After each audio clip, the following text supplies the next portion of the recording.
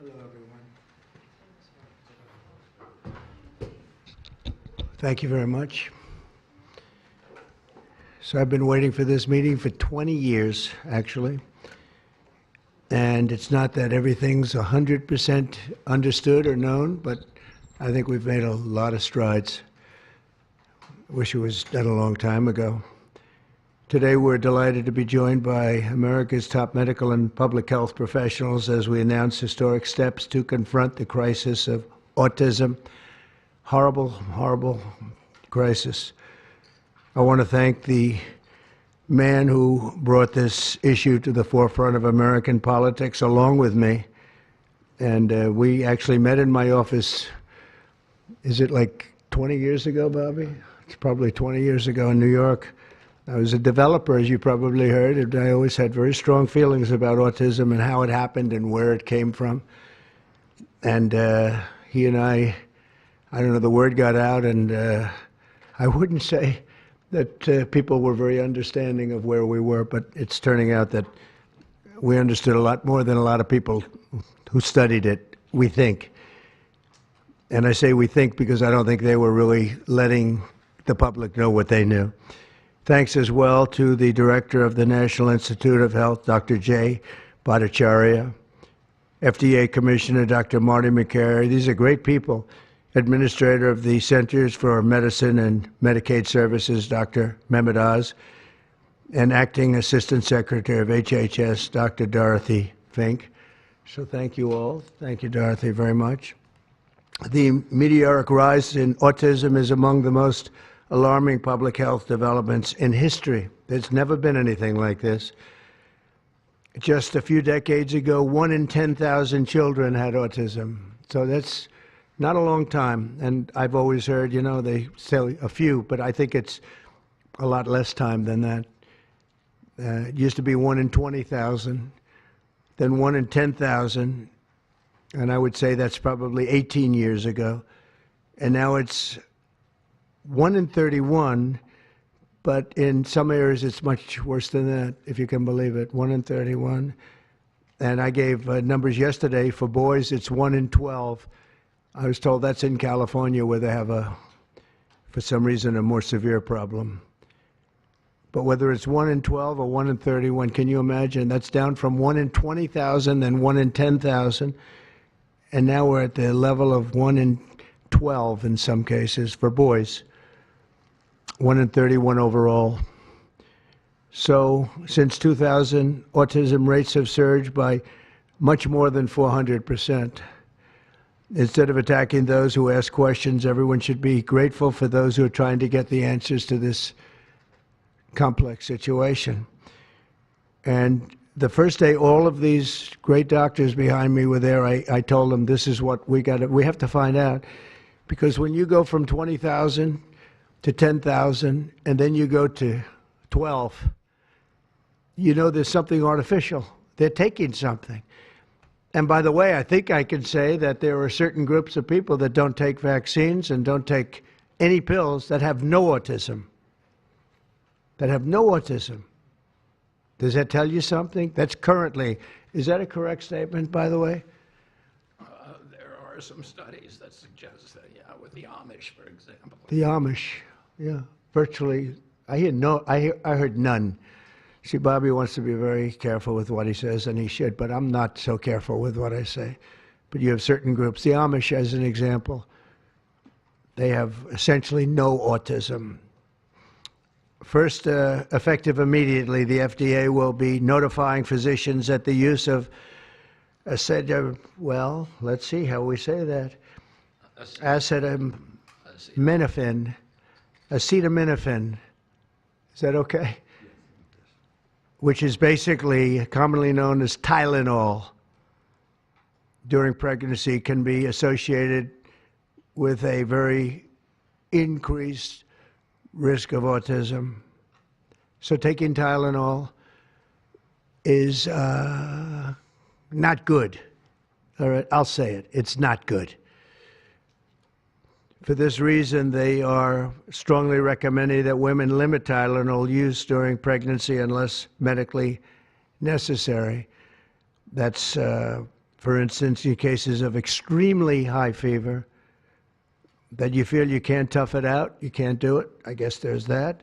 It's a small number of cases, I think. But if you can't tough it out, if you can't do it, that's what you're going to have to do. You'll take a Tylenol, but it'll be very sparingly. It can be something that's very dangerous to the woman's health. In other words, a fever that's very, very dangerous, and ideally a doctor's decision, because I think you shouldn't take it. And you shouldn't take it during the entire pregnancy. They may tell you that toward the end of the pregnancy, you shouldn't take it during the entire. And you shouldn't give the child a Tylenol every time he's born and he goes and has a shot. You shouldn't give a Tylenol to that child. All pregnant women should talk to their doctors for more information about limiting the use of this medication while pregnant. So ideally, you don't take it at all, but if you have to, if you can't tough it out, or if there's a problem, you're going to end up doing it. The other thing that I can tell you that I'll say that they will maybe say at a little bit later date, but I think when you go for the shot, you do it over a 5-time period. Take it over 5 times or 4 times, but you take it in smaller doses and you spread it out over a period of years. And they pump so much stuff into those beautiful little babies, it's a disgrace. I don't see it. I think it's very bad. They're pumping, it looks like they're pumping into a horse.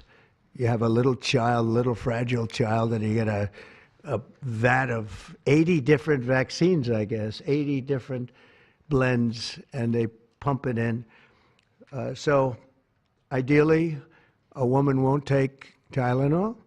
And on the vaccines, it would be good instead of one visit where they pump the baby, load it up with stuff, you'll do it over a period of 4 times or 5 times. I've been so into this issue for so many years just because I couldn't understand how a thing like this could happen. And you know it's artificially induced. It's not like something that, when you go from all of those, healthy babies to a point where I don't even know structurally if a country can afford it, and that's the least of the problems. To have families destroyed over this is just so terrible.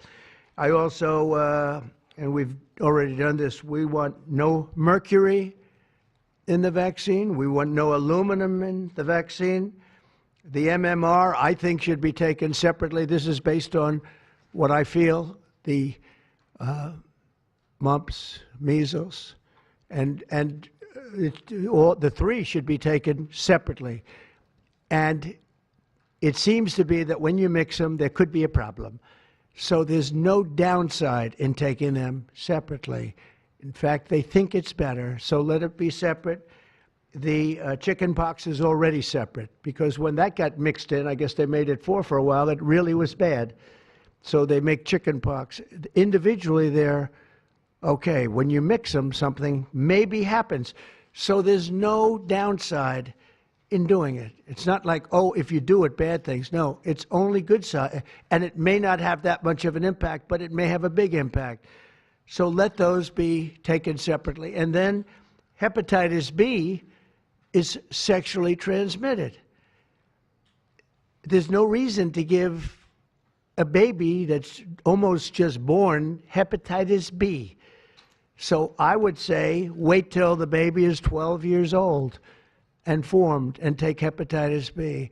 And I think if you do those things, it's going to be a whole different, it's going to be a revolution in a positive sense in the country. The FDA will be updating the label of an existing drug to reflect potential benefits in reducing some autism symptoms. This gives hope to the many parents with autistic children that it may be possible to improve their lives. That's one of the things that I'm very, very happy about. I mean, this was mostly going to be on how not to have the child affected, but we've learned some pretty good things about certain elements of genius that can be given to a baby, and the baby can get better, and in some cases maybe substantially better. Not going to be easy, but be a lot easier if it didn't happen in the first place, as these great parents fully understand, right? They fully understand. I feel so terribly for. I have so many friends with autistic children. It's a tough situation. Finally, to help reach the ultimate goal of ending the autism fever, the NIH will be announcing 13 major grant awards from the Autism Data Science Initiatives. And to be honest with you, to me, that's the least important. It's not even a money thing at this point. There's so much money, but they have to do, and they have to move quickly. When the alternative is that nothing bad can happen, let's do it now. I was just saying to Bobby and the group, let's do it now. Nothing bad can happen. It can only good happen. But with Tylenol, don't take it. Don't take it. And if you can't live, if your fever is so bad, you have to take one because there's no alternative to that. Sadly, first question, what can you take instead? It's actually, there's not an alternative to that. And as you know, other of the medicines are absolutely proven bad. I mean, they've been proven bad with the aspirins and the Advils and others, right? And they've been proven bad. So I'd like to ask Bobby to get up to the podium and say a few words, and then Dr. Bhattacharya and Dr. McCary, Dr. Oz, Dr. Fink, followed by two incredible mothers that have experienced firsthand what this country is going through, what parts of the world are going through. And I will say there are parts of the world that don't take Tylenol. I mean, there's a rumor, and I don't know if it's so or not, that Cuba, they don't have Tylenol because they don't have the money for Tylenol, and they have virtually no autism, okay? Tell me about that one. And there are other parts of the world where they don't have Tylenol, where they don't have autism. That tells you a lot. And I want to say it right now. And you know, the way I look at it, don't take it. Don't take it. There's no downside in not taking it. So I'd like to ask Bobby to come up and say a few words. I hope I didn't ruin his day, but that's the way I feel. I've been very strong on the subject for a long time. You know, life is common sense, too. And there's a lot of common sense in this, and I wish things like this were brought up, and this group has worked so hard on it, but I'd like to be a little bit more, a little speedier in the process of a recommendation, because there's no harm in going quicker. There's absolutely no harm. At worst, there's no harm. Thank you very much. Bobby, please. Thank you, Mr. President. To meet the President's challenge, I ordered HHS to launch an unprecedented all-agency effort to identify all causes of autism, including toxic and pharmaceutical exposures. At President Trump's urging, NIH, FDA, CDC, and CMS are turning over every stone to identify the etiology of the autism epidemic and how patients and parents can prevent and reverse this alarming trend. We have broken down the traditional silos that have long separated these agencies, and we have fast-tracked research and guidance. Historically, NIH has focused almost solely on politically safe and entirely fruitless research about the genetic drivers of autism. And that would be like studying the genetic drivers of lung cancer without looking at cigarettes. And that's what NIH has been doing for 20 years. As a result, we don't have an answer to this critical question, despite the cataclysmic impact of the epidemic on our nation's children. We are now replacing the institutional culture of politicized science and corruption with evidence-based medicine. NIH research teams are currently testing multiple hypotheses with no area off limits. We promise transparency as we uncover the potential causes and treatments, and we will notify the public regularly of our progress. Today, we are announcing two important findings from our autism work that are vital for parents to know as they make these decisions. First, HHS will act on acetaminophen. The FDA is responding to clinical and laboratory studies that suggest a potential association between acetaminophen use during pregnancy and adverse neurodevelopmental outcomes, including later diagnosis for ADHD and autism. Scientists have proposed biological mechanisms linking prenatal acetaminophen exposure to altered brain development. We have also evaluated the contrary studies that show no association. Today, the FDA will issue a physician's notice about the risk of acetaminophen during pregnancy and begin the process to initiate a safety label change. HHS will launch a nationwide public service campaign to inform families and protect public health. FDA also recognized that acetaminophen is often the only tool for fevers and pain in pregnancy, as other alternatives have well-documented adverse effects. HHS wants, therefore, to encourage clinicians to exercise their best judgment in the use of acetaminophen for fevers and pain in pregnancy by prescribing the lowest effective dose for the shortest necessary duration and only when treatment is required. Furthermore, thanks also to the politicization of science, the safety of acetaminophen against the risk of neurodevelopmental disorders in young children has never been validated. Prudent medicine, therefore, suggests caution in acetaminophen use by young children, especially since strong evidence also has associated it with liver toxicity. Some studies have also found the use of acetaminophen in children can potentially prolong viral illnesses. FDA will drive new research to safeguard mothers, children, and families. In addition to a possible acetaminophen connection to autism for pregnant women, infants, and toddlers, our research has revealed that folate deficiency in a child's brain can lead to autism. We have also identified an exciting therapy that may benefit large numbers of children who suffer from autism. Peer-reviewed literature has documented that up to 60% of folate-deficient children with ASD can have improved verbal communications if given leucovorin. I have instructed NIH, FDA, and CMS to help doctors treat children appropriately. Jay will help tell that story, which started with sound science, the kind that restores faith in government. This announcement also represents a historic collaboration between NIH, FDA, CDC, and CMS. We expect this to be the first of many announcements over the coming years that deliver actionable information to parents on underlying cause of autism and the potential paths for prevention and reversal. Finally, autism is a complex disorder with multifactorial etiology. We are continuing to investigate a multiplicity of potential causes with no areas of taboo. One area that we are closely examining, as the President mentioned, is vaccines.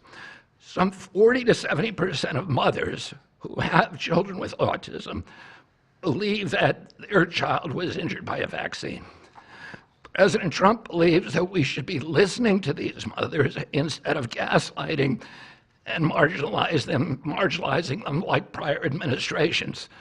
Some of our friends like to say that we should believe all women. Some of these same people have been silencing and demonizing these mothers for 3 decades because research on the potential link between autism and vaccines has been actively suppressed in the past. It will take time for an honest look at this topic by scientists. But I want to reassure the people in the autism community that we will be uncompromising and relentless in our search for answers. We will perform the studies that should have been performed 25 years ago. Whatever the answer is, we will tell you what we find. We are researching this issue to all 3 agencies. Jay will discuss one of our research initiatives at NIH. This model of unleashing unbiased, depoliticized, gold standard scientific research and academic freedom to deliver actionable information to prevent and reverse disease will be a model for the framework to deliver similar results for many other chronic conditions that plague Americans. Jay? Thank you, Secretary Kennedy, and thank you, President Trump. Thank you very much. I'm proud to announce today that the NIH has launched the Autism Data Science Initiative to turbocharge autism research, devoting an additional $50 million to the cause of studying autism. Nearly 250 research teams from across the country applied, sent in their applications, and were peer-reviewed by the NIH review panels. The NIH peer reviewers chose the 13 best projects focused on root causes and therapies, with replication and validation studies to guarantee gold standard science. The studies feature a new kind of science called exposomics, where scientists consider environmental and medical factors, nutrition, events during pregnancy, in combination with biology and genetics to answer vital questions about autism. Science like this, conducted in partnership with families and physicians, is the best way to arrest and reverse the autism epidemic. Autism spectrum disorder encompasses a very wide range of symptoms, ranging from mild difficulties with social interactions to profoundly autistic children who experience severe disabilities in speech and behavior. Given this wide range of symptoms across the spectrum, it seems certain that there will be a wide range of biological contributors to explaining the cause. The great thing about the new NIH initiative on autism is that scientists will use rigorous advanced methods in causal inference, machine learning, organoids, and other fresh approaches to the problem. The sharp rise in the prevalence of autism deserves an urgent response by the scientific community. As Bobby said, the NIH has invested a lot of money to study autism over the years, but the research has not produced the answers that families and parents of autistic children deserve, and autistic children themselves deserve. For too long, it's been taboo to ask some questions for fear the scientific work might reveal a politically incorrect answer. Because of this restricted focus in scientific investigations, the answers for families have been similarly restricted, often pointing families to behavioral therapies that don't work for every kid or suggest non-modifiable genetic factors as the cause. But genetics alone can't explain such a sharp rise in autism prevalence over just a few decades, as the President said. In coming months and years, as NIH scientists learn more that can help autistic children and their families, we won't delay. Like scientists often like to do, I can say as a scientist myself, it's really tempting to delay, but but in face of a problem like this, you have to move fast. But we will not delay before telling American people about what we find, and we will win the public trust with transparency and rigor. Already, our broadened focus on autism research has pointed to 2 items that will help families prevent and treat some cases of autism. I'll leave the good news on these 2 items to my close friends and colleagues, Dr. McCary and Dr. Oz. We've been working together closely on this problem for the past 6 months, and our cooperation represents an unprecedented collaboration with Secretary Kennedy's Department of Health and Human Services and with President Trump. I'm delighted to introduce Dr. Marty McCary, Commissioner of the Food and Drug Administration, who will tell you about these announcements of practical help for families with autism. Great, thank you, Dr. Bhattacharya. Mr. President, this is the start of a historic shift in medical culture. This administration is working together to ask big questions about why our nation's children are getting sick so fast. Too often, medicine is doing small little studies, giving us answers we already knew. But we've got to make a difference. You've given us a charge to identify root causes, and we are not going to stop so that we can end the suffering we are watching. And if you've seen a kid with autism, with severe autism, it's hard to watch. Kids get frustrated, they get angry, they can be crying because they want to speak and they can't speak. It's hard to watch, and it may be entirely preventable. For an epidemiologist, that child is an expanding statistic, but for a child, it can be brutal to have autism. Today, the FDA is taking action to update the label on acetaminophen and sending a letter to all U.S. doctors letting them know about the risks in pregnancy. We now have data we cannot ignore. There's a very large study, the Boston Birth Cohort, with researchers that have, from Johns Hopkins, my former institution, and Boston University, found quote-unquote consistent associations between acetaminophen in pregnancy and autism. And the Nurses' Health Study with researchers from Yale, Columbia, and Harvard looking at 9,000 kids found that acetaminophen use in pregnancy was associated with neurodevelopmental disorders. And 4 weeks ago, a Mount Sinai Harvard study reviewed all the existing literature and found the overwhelming body of evidence points to an association. Sure, you'll be able to find a study to the contrary. That's how science works. But to quote the dean of the Harvard School of Public Health, there is a causal relationship between prenatal acetaminophen use and neurodevelopmental disorders of ADHD and autism spectrum disorder. We cannot wait any longer.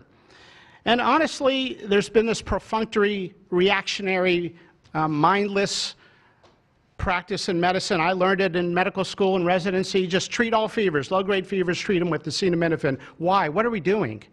A study out of Hopkins actually showed that treating a fever can prolong the duration of illness in a young kid. Maybe that's because a fever is a body's natural way of ridding an infection. When my wife was pregnant and delivered our son a few months ago, they pushed her to take acetaminophen for a low-grade fever. She said no, and then they looked to me and I said, absolutely no. I'm also here to announce good news. Today, the FDA is filing a Federal Register notice to change the label on an exciting treatment called prescription leucovorin so that it can be available to children with autism. You know, autism may also be due to an autoimmune reaction to a folate receptor on the brain, not allowing that important vitamin to get into the brain cells. It's a fairly established, mature pathway. Again, we have a duty to let doctors and the public know. We are going to change the label to make it available. Hundreds of thousands of kids, in my opinion, will benefit. One study found that with kids with autism and chronic folate deficiency, 2/3 of kids with autism symptoms had improvement, and some marked improvement. Mr. President, you told us to do what's medically right, to go bold, and not worry about the corporations and the lobbyists, so that's what we're here doing today. Thank you, Mr. President. Good, thank you. Thanks, Marty. I think you all appreciate the passion in the President's voice. We've been hearing that since the inauguration. In fact, even before the inauguration, the President was upset about what he spoke to today. And so together with Secretary Kennedy, who's made it his life's work to address some of these challenges with autism, they challenged us. In fact, they were harsher than that. They wanted no silos to break down what the NIH would do, what the FDA would do, what CMS would do. They insisted that the physician leaders bust through the clutter because their agencies had the power if we didn't do what every other prior administration had done, which is to let people function within their siloed environments. Because of that, in historic fashion and a very accelerated manner, we have a response today to the autism crisis. It is the first of several chapters, but this is breaking news. You've heard some of it. The response to the autism crisis is going to continue to come to you under Secretary Kennedy's leadership, and the President wouldn't have it any other way, as you've heard. The FDA, based on NIH research, is approving prescription leucovorin for treatment of autistic children. Now, if you're following the script, there should be two questions that you have, two questions that should come to your mind. The first is, how will patients and parents get access to the treatment? I'll tell you how. Over half of American children are covered by Medicaid and CHIP, government health insurance, over half.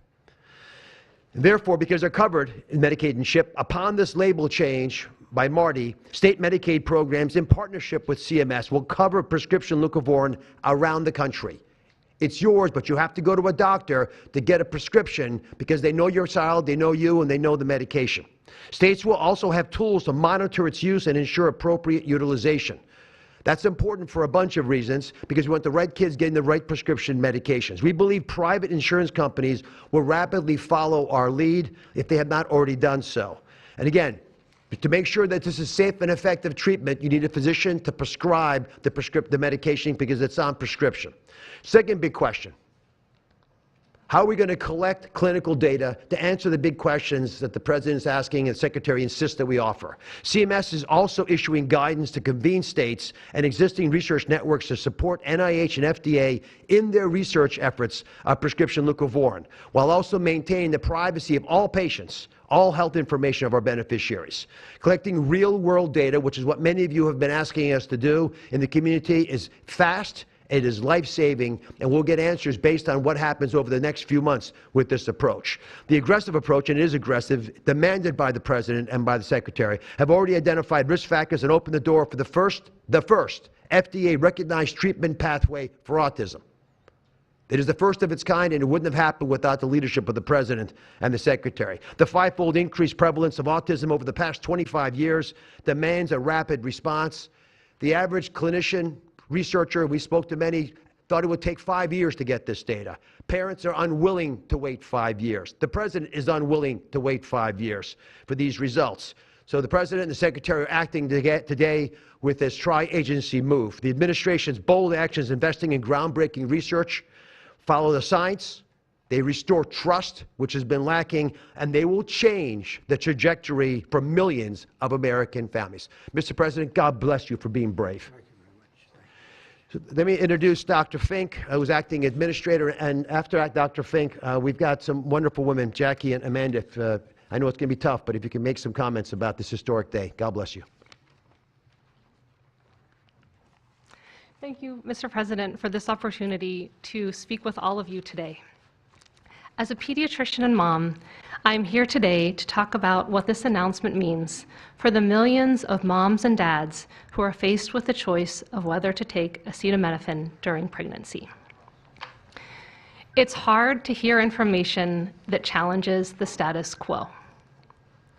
We are sharing this information not to confuse, but to empower parents to make the best choices when taking medications during pregnancy. We are all concerned about the rising rates of neurodevelopmental disorders, including autism. President Trump and Secretary Kennedy are dedicated to radical transparency so that patients have the best, most up-to-date information. We are also sharing this information with our nation's doctors, and we encourage you, as always, to consult with your doctor to make the best decision for you. All too often, it's easy to think that medicines we buy without a prescription pose little to no risk for the mom or the baby. As you heard today, pregnant women who need high fever or pain reduction during pregnancy should take the lowest effective dose of acetaminophen for the shortest possible duration. Most women will not meet these indications during their pregnancies. I am encouraged by these developments today because it is another example of our commitment to the American people to leave no stone unturned in improving the health of our nation's children. Next, I'm going to turn it over to some incredible mothers who are going to share more about their stories, and we're so grateful to have you here today.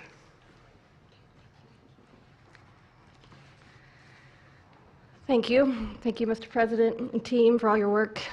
This is an historic day, and I'm thankful to be here. I have a son who's 5 who is profoundly autistic, and you've probably heard if you've met one autistic child, you've met one autistic child. It's a spectrum, which I don't think the spectrum is helpful, but that's another conversation. He is an amazing little boy, a blessing from God. He's marvelous. He can count to 1,000. He knows all of his letters and the sounds they make and a word for each one. But he also has a lot of obstacles. He is nonverbal. He can say those numbers and letters, but there's no communication. Unless you've lived with profound autism, you have no idea. You have no idea. He, like you said, he will get frustrated because he can't speak. It's not even that he can't speak. Sometimes he just doesn't understand what I'm saying. He understands the word no, but he doesn't understand the why behind the no. And that's a huge part of discipline. That's the discipline. So it's very hard to discipline a child with autism, so you have these behaviors. And it's a very hopeless feeling. It's very isolating being a parent with a profound autistic child. Even just taking them over to your friend's house is something we just don't do because, again, they're going to be met with no, no, no, and no understanding of why. And then there's a meltdown. And then you're in a situation where you're just helpless and you're just trying to protect your kid. So it's just better not to do it. You learn your limits, and it's been really hard. This is amazing that we're here today. And no one has been able to point to anything to say this is what caused it. And you can't point to that and say it didn't cause it. I have no idea. I'm completely open. I'm not blaming anything, but I'm open to the discussion and the fact that there's work being done to find answers. I'm very grateful. I was already excited to vote for Mr. Trump anyway, Mr. President. But when we got word of RFK doing his work, I was ecstatic. I could not wait for this work to be done, that somebody would try to find us some answers. I'm just very grateful. I pray for my son every day and hope that he can get the help that he needs. And just thank you. Thank you. Thank you very much. Thank you, Donna. You take care of yourself. Thank you.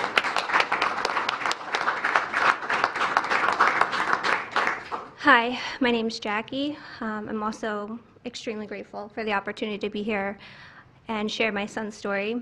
My son is Eddie. He's 11. He's on the opposite end of the spectrum from what Amanda just explained. He's considered high functioning. He was not always high functioning. He was nonverbal till the age 4. We've had quite a hard time to get to the place where we are today. I am just so grateful to President Trump and the entire administration for finally listening to moms who have been crying out for help, for answers for years. I've met so many other moms with children on the spectrum in the 9 years since my son's diagnosis, and they all have very similar stories, and they've all just wanted somebody to listen, to not ridicule them or look at them like they were the crazy people. It's hard when you don't have doctors that take the time to really listen and find out when the change happened and what change happened. And it's just, I've been praying for this day for 9 years, and I'm so thankful to God for bringing the administration into our lives. And I'm speechless. This day is a day I never thought would happen. I thought that we would never have an administration that was courageous enough to look into things that no prior administration had. So I'm just here to express my gratitude, and I am looking forward to what comes from this, and hopefully we just get more answers. So thank you. Thank you very much. So I just want to say acetaminophen is basically Tylenol, essentially, because I noticed that term is used throughout this conference. So it's essentially Tylenol. And I just recommend strongly that you don't use Tylenol unless it's absolutely necessary. I understand it's maybe 10% of the women that are pregnant are, would perhaps be forced to use it. And that would mean you just can't tough it out. No matter what you do, you can't tough it out. So that's up to you and your doctor. But there's a very strong recommendation, maybe stronger from me than from the group, because they're waiting for certain studies. I just want to say, I want to say it like it is. Don't take Tylenol. Don't take it. If you just can't, I mean, it's fight like hell not to take it. There may be a point where you have to, and that you have to work out with yourself. So don't take Tylenol.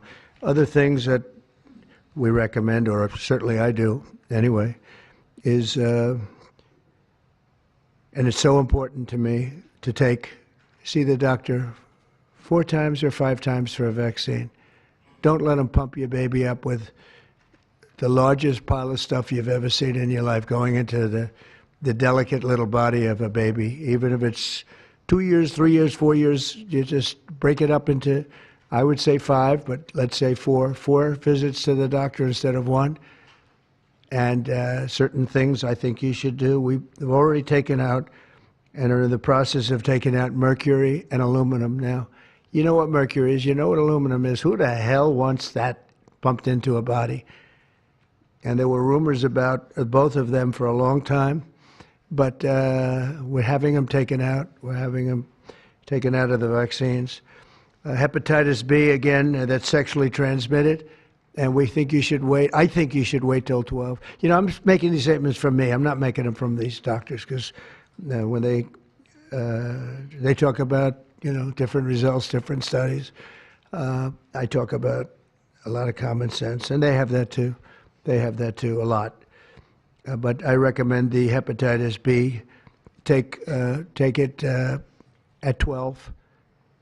Sexually transmitted. You don't have to give it to the baby when the baby's 2 years old. And there are a lot of theories on that, but not when they're 12. Doesn't seem to be a problem at all. The MMR and the chickenpox. Chickenpox has already been broken out. It's a singular shot. But the MMR is not. And I've heard for years that there's a problem with it. But they say that there's no problem if you do each shot separately, not put together. So an MMR, go out and do it separately. Don't take Tylenol. Don't give Tylenol to the baby after the baby's born. Every time the baby gets a shot, the baby gets a shot. They say, here, take a cup of Tylenol. I've heard that for years. Take Tylenol. Don't take Tylenol. Don't have your baby take Tylenol. Now, Tylenol is fine for people that aren't pregnant, that aren't in the situation that we're talking about. One very specific situation. If you're pregnant, don't take Tylenol.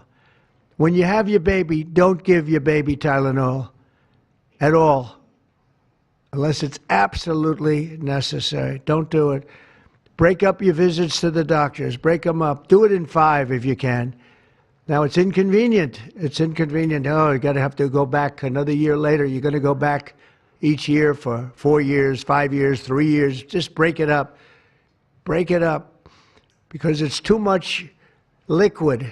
Too many different things are going into that baby at too big a number. The size of this thing, when you look at it, it's like 80 different vaccines and beyond vaccines, and 80. Then you give that to a little kid. I mean, I can tell you that I had a woman who worked for me, a beautiful, wonderful woman, worked in Trump Tower, and she had the most perfect child. Beautiful, just perfect. And I remember this little blonde-haired boy running around the lobby of Trump Tower, so healthy and so vibrant. And I said, that's great. One day I came in and she was crying her eyes out behind the counter. She worked at the front desk. She was crying her eyes out. I've never, as much as I've ever seen anyone distraught, she was. I said, are you okay? What happened? My boy, I've lost my boy. What does that mean, your boy? My boy, you know him, sir. You've seen him grow up. He was so beautiful. And I took him for a vaccine, sir. And he developed this unbelievable, I think she said 107, 108. You know, it goes well beyond when this happens. It goes up to 106, 107, 108. You know, we hear 105 and you're in trouble, but it just goes up to a level that you never hear about, but it goes up very high. And it's fried. They get fried. She said, I took him, he developed an unbelievable temperature. And I've lost him, sir. He's gone. And then I saw the boy. It was so tragic to see. That was the following day. That was the following day after the vaccine. And I've seen it 2 other times, and I think 3 other times, but 2 other times, where they go to the doctor and they get the vaccine, they get the shot. The kid is, badly hurt. Let's be nice, badly hurt. And just do it. Break it up into 5, break it up into 4, break it up into 3 if you have to, but go to the doctor 4 times instead of once, or 5 times instead of once. And for some reason, they insist that you put it all into the body, and maybe that's the drug companies that make more money that way. Maybe it's the doctors because they don't want to be, doing this so much. Maybe it's the doctors. They get maybe more money. Who the hell knows what it is? Don't do it. Get them broken into 4 or 5 visits. Do it 4 or 5. That means you have 20%, 25% what you're putting into the baby's body. It can only help. It can only help. And the other things I told you about, just the word tough it out. It's easy for me to say tough it out, but sometimes in life with a lot of other things you have to tough it out also. Don't take Tylenol. Don't give Tylenol to the baby. When the baby's born, they throw it at you. Here, give him a couple of Tylenol. They give him a shot. They give him a vaccine. And every time they give him a vaccine, they're throwing Tylenol. And some of these babies, they're long born, and all of a sudden they're gone. And it doesn't hurt not to do it. It doesn't hurt. There's no downside. There's no downside at all. And break up MMR. Break it up. It's practically a known fact that if you break it up, you're not going to have a problem. But for years, we've been hearing how bad MMR is as a combination. And I'm very happy that you broke out chickenpox, because that was really a problem. And there are other things. It's interesting because there are other things, we were talking about it, other different drugs, pills that you take that we know are so bad and they don't take them anymore. But for some reason, with this, they keep taking it. Don't take Tylenol. There's no downside. Don't take it. You'll be uncomfortable. It won't be as easy, maybe. But don't take it. If you're pregnant, don't take Tylenol. And don't give it to the baby after the baby is born. And you know, we have more than 3 years left. And I told Bobby and the doctors behind me, and they are so committed to this, I told them that this is the number one thing I want to do from you. And you know, we have something else called Favored Nations, where I'm going to be reducing drug prices by 1,000%. By 900, 600, 500, 1,200. We're going to be reducing drug prices at levels never seen. It's called Favored Nations. We're going to be paying what right now, we're like the garbage can for the rest of the world, and we have been for forever. We pay much higher for drugs than the rest of the world. We subsidize the rest of the world. We're not doing that anymore. And that's a big thing. That's a big thing. That's bigger than anything. I told the story the other night that I was so proud in my first term that for the final year, drug prices went down 0.25%, and I was so proud. I said, why? I'm the first one to do it. I think it was 28 years, they said, where drug prices went down from the beginning of the term to the end. And I was so proud. I called a news conference. I said, you know, drug prices have gone down. First time it's happened in 28 years. You know what it was? 0.25%. I was so proud. Now we're going to have them go down from $100 a pill to $9 a pill, from $1,300 for a shot of like an Ozempic or the fat, I call it the fat pill or the fat drug. Sometimes it works, I guess, for people. The ones I've seen, it hasn't worked so well. I got a lot of friends, they're fat. They said, yeah, I lost some weight. I said, you don't look it to me. But they paid $1,300, $1,200, and they go to London and they pay $88. And they call me, they go, what's this all about? We're subsidizing the rest of the world stupidly because we have a lot of stupid people in this country running things. And how big is that? But to me, that's nothing compared to autism. I see that gorgeous boy. I have a big present for him in the back. You know, you bring him back. We're going to bring him into the Oval Office. I have the best present he's ever going to get, okay? A big one. I saved it for you, okay? Because I heard you were coming. Look how beautiful he is. So that's it. There's nothing much to say. Don't take Tylenol if you're pregnant, and don't give Tylenol to your child when he's born or she's born. Don't give it. Just don't give it. And we're going to have, I think, really, if you do all the things that I say, break it up, just break it up, break up the shots with the doctor. MMRs, as I told you, separate, separate, separate. Chickenpox already separate. You do these things. I'm telling you, I want to, when I leave office, I don't want to have, it's going to be the kind of number that we're hearing where it's 1 in 32 or 1 in 10, because I've heard 1 in 10 also. And in California, it's really bad. I want it to be, let's get it back to maybe 1 in 10,000 or 1 in 20,000 or maybe none in 20,000. And the only way you're going to do that, because this is artificially induced. This is induced by something. You don't go from 1 in 20,000 to 1 in 10,000, then to 1 in 10. That means you're taking something and something's wrong. And I feel very certain, and I know I'll be criticized. Someday they'll look back and they'll say, well, it wasn't, but I think it will. I think we're going to have a tremendous, this is the most important thing. There's nothing more important than me. We cured inflation that Biden gave us. He gave us so much inflation, the biggest ever in history. We got inflation done. We brought prices down. We gave you the largest tax cuts, all that stuff. It doesn't mean a thing compared to what we're doing today. This means everything. So we're going to save a lot of children from a tough life, really tough life. We're going to save a lot of parents from a tough life. Okay, how about a few questions? Let's just make it on this subject. This is so beyond as a subject that I'd rather not talk about, some nonsense on the economy. And I will say this The economy is unbelievable.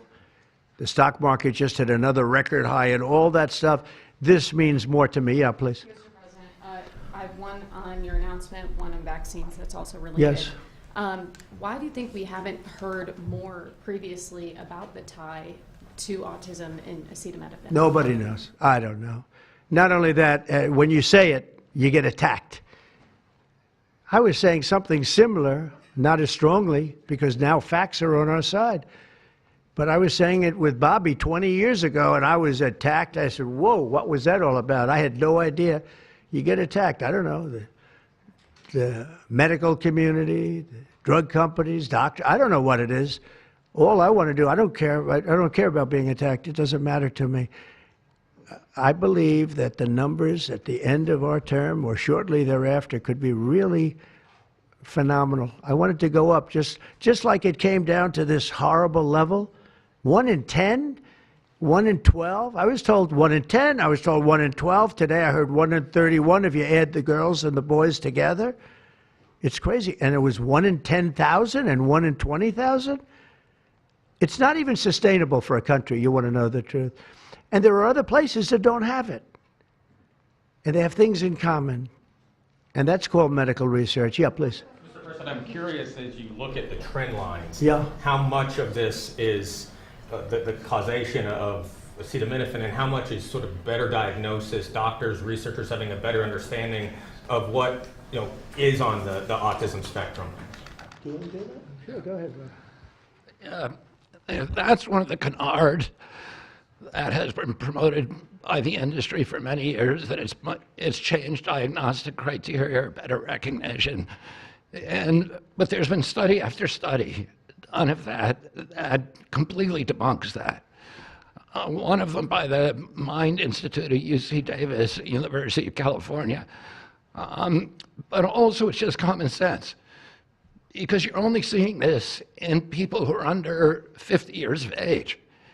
If it were better recognition or diagnosis, you'd see it in 70-year-old men. I've never seen this happening in people my age. I've never seen a case of full-blown autism, and that means profound autism. I want to be very careful.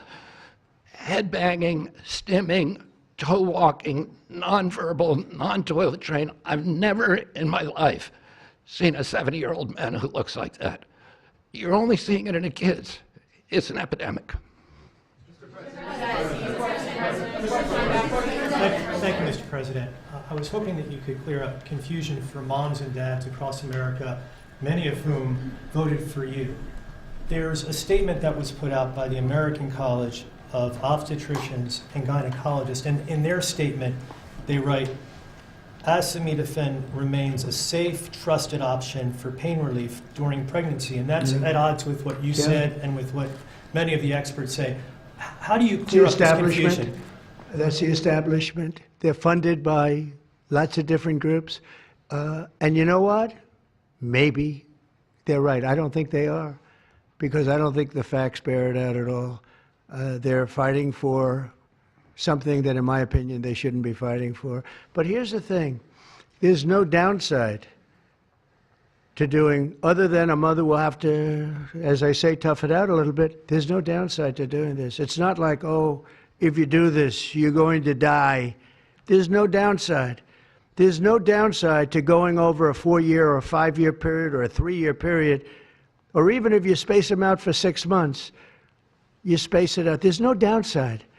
And that's why I will say the gentlemen behind me, they have very strong views, and they feel that we're right, but they'll have more research done over the next 2 months. I said, well, 2 months is a long time. A lot of people could be saved, and there's no downside to doing it. Everything I said, there's no downside to doing it. It can only be good. And I think you're going to see very good results. That's establishment stuff, and we've been reading that about a lot of things for years. And you know what's happened? We've gone from 1 in 20,000 to 1 in 10,000 to 1 in 32 to 1 in 10. Think of it. 1 in 10 or 12 or 1 in 31. Think of it. 1 in 31 people, young kids, get autism. What is it, Jeff? My question is about leucovorin. You mentioned that as part of your plan. That is also a chemotherapy treatment. Have you been in touch with the drug companies to Why don't increase I have the production doctor about answer that? that? And just, I'm going to throw in my follow-up at the same time. Dr. Oz mentioned that this will be available with CHIP, children who are on CHIP. But the big beautiful bill reduced funding for CHIP and Medicaid by $1 trillion over the next 10 years. Are you concerned that that will impact your ability to get this drug I'll out? explain it to you in a second, but please go ahead. Thank you. Thank you. Leucovorin is not a chemotherapy, but it is a vitamin given with chemotherapy sometimes. And the idea here is that the folic acid receptor in the brain is blocked by some antibody response. It might be 20, 40, 50% of kids with autism. And leucovorin will bypass that blocked receptor. And that's why so many doctors are probably seeing so much clinical improvement on kids with leucovorin. Production. Yeah, we've been in touch with the companies, and they are prepared to ramp up production, and we actually talked to them about a month ago. And on your second part of your nasty question, the number is that the great big beautiful bill, which is the greatest, I think one of the best things ever passed in the history, with the tax cuts and regulation cuts and all of the things it does, no tax on tips, no tax on Social Security, no tax on overtime, all of it does. It also gives $200 million, as just explained by Dr. Oz, and I'd like you to explain that to exactly what you're saying.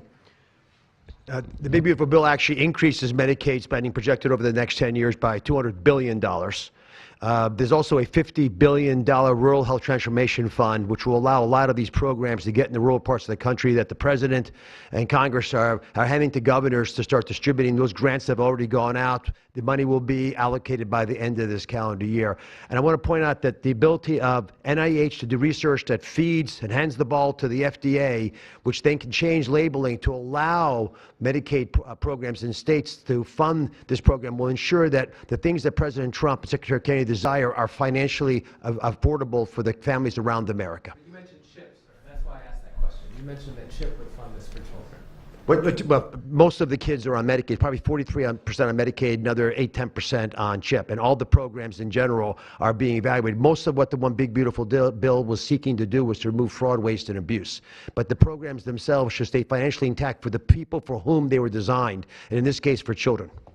And the only thing we cut, so that's $200 billion positive. The only thing we cut was for fraud, waste, and abuse, of which there was a lot in this country, and nobody minds that. Yeah, please. Mr. President, you said that there is no reason to give newborn babies hepatitis B vaccines. But hepatitis B can be contracted not just through sexually transmitted diseases. It can come from needles to open wounds. So when you say you feel, is that appropriate to be telling? I think it's absolutely appropriate. I think they should wait till they're 12 years old. Yes, please. Mr. President, thank you all for being here. You've been talking about reducing autism by spacing out vaccines. Would you like other combined vaccines babies receive to be spaced out, like MMRV? What is this again? You've been talking. Speak up, please. Sir. You've been talking about reducing autism by spacing out vaccines. Right. Correct. Would you like the other combined vaccines babies receive to be spaced out, like MMRV? I would say yes, but that just is, for me, it's a lot of common sense involved in this. It's a process, but we're looking, but it should at least be given separately. Now, it's possible that you can reduce them and I'd give them in small doses, but it's possible maybe in that particular case, the MMR wouldn't work in small doses, but you can certainly give them as separate shots. It's been proven to be very safe when you give them in separate shots instead of mixing. So I don't think there's any reason to do that. Do you agree with it? I'm not a doctor, but I'm giving my opinion. I don't think there's any reason to do that. So it's been proven to be safe when you break them up. But MMR by itself, I've heard bad things about it for many years. Yes, please. Mr. President, is the spectrum too broad, in your opinion? For research purposes, you are dealing with a population of children who might have social boundary difficulties, and then you have children who are, going to grow up to be adults in diapers. I mean, what do you think? We don't know how broad the spectrum is. We don't know exactly where it starts and where it ends, but we do know what we're going through. We're going through some very serious trouble, and we know autism. I mean, it could be bigger, it could be small, a little bit smaller, but the number is unacceptable. And the number, the way it's come down, because the spectrums remain the same, the number, the way it's come down is just unacceptable, meaning come down to that level of 1 in 10, 1 in 12, 1 in 31. Mr. President, medical professionals. Go ahead, in the back. President, this question is more directed towards Secretary Kennedy. It was talked about that we're just kind of finding out about the fact that babies are affected this way. Is there a concern that information is being suppressed right now within HHS, and could an investigation perhaps be launched seeing any more Well, I think information? information has been really not given out very freely over the years, absolutely. And I think that's by drug companies and maybe doctors, but I certainly think that over the years. I think this is a different group. We have a lot of information. And that information, I mean, it's the information that we have that we're making these statements. And I'm making them out front, and I'm making them loud, and I'm making them strongly not to take Tylenol, not to take it. Just don't take it unless it's absolutely necessary, and there's not too many cases where that will be the case. And again, what's the worst? The worst is nothing can happen. It's very positive. That's a positive thing. But I don't believe I don't actually believe that's possible. I think the results are going to be amazing. I want to see amazing results by the time I leave this beautiful building. And I will consider this, I believe, you know, with the wars, I've stopped 7 different wars. I've saved millions of lives. I've done a lot of things. This will be as important as any single thing I've done, because I know ladies, beautiful ladies just like this that are going through the same thing. And it's not easy, and I admire you for being able to do it. But I admire him, too. I wish I had a face that looked like that. If I looked like him, I would have been president a long time ago. Tylenol is widely used in other countries, too. As you make this announcement, do you expect your decision may affect I other hope they countries? follow it, yeah. I hope they follow it. Yeah, other countries are, you know, sell Tylenol. Some countries don't. I mean, I hear Cuba, now, again, you'll have to check this out, but I hear Cuba doesn't have it because it's very expensive, and they don't have the money to have it, or they don't want to spend the money to have it. They don't have Tylenol, and I hear they have essentially no autism. So you'll have to check it out. Yeah, Brian, please. Medical professionals have warned for decades. I said, no, not you. You're CNN. You're fake news. Go ahead, Brian. Thank you, Mr. President. I want to go back to the Amish community, if I can, just for a second. I recently saw a man from Minnesota, an Amish man from Minnesota, on a podcast, and the host asked him what the rates were for like ADHD and autism, and he had no idea about ADHD, didn't know that it existed, and certainly didn't know of any cases. What are they doing? It doesn't exist with the Amish community, and they don't take all of this junk. It doesn't exist. That tells you, doesn't that tell you? That's like, you know, that's like certain countries where it doesn't exist and they don't take it. Would you like to make a comment about that, Mark? The Amish population, a very mixed group, so there's a subset that take vaccines, a subset that does not, and we know they have very low rates of chronic disease all across the board. Please. Thank you, Mr. President. Should the establishment media show at least some openness to, you know, trying to figure out what the causes of autism are? I wish they would, yeah. And why are they so closed-minded? Well, look, it's not only the media, in all fairness, it's some people. When you talk about vaccines, they go crazy. And, you know, I'm a big supporter of vaccines. I got a certain vaccine approved in 9 months that would have taken from 5 to 12 years. I'm very proud of it. A lot of people think it was one of the greatest things I've done, and some people think, mostly Republicans, actually. I'll tell you, the Democrats think it was, they think Operation Warp Speed was one of the greatest things any president has done, any president. It's, you know, we're very proud of what happened. We got hit with something that came from a place that shouldn't have happened, but it did happen. You know, those things take place, and you're very unpleasantly surprised. But no, I'm a big believer in vaccines. The polio vaccine, big believer in vaccines. I know Bobby and you guys have it out a little bit, but he's a believer in vaccines too. But I've seen how great vaccines can be, how incredible they can be. So I'm a believer. Yeah. Sir. Yeah, please.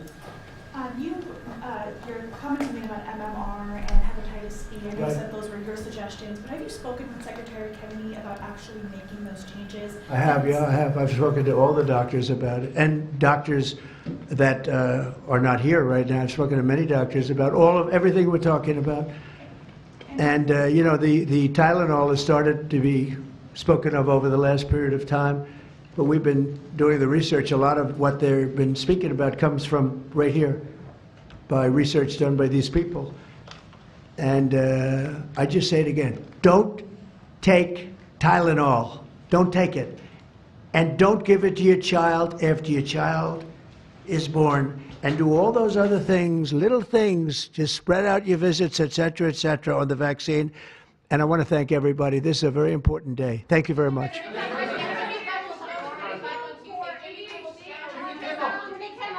Will you meet with the Democratic leader, sir?